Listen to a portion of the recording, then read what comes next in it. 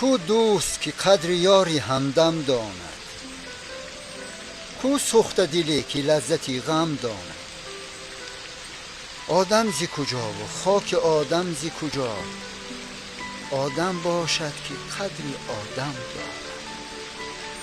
دنیا به مثال تنوری تفسان است که هر لحظه می خواهد ما را در خود فرو برد، اما این خوبتر از آن است که پدر تو را از خانه می راند.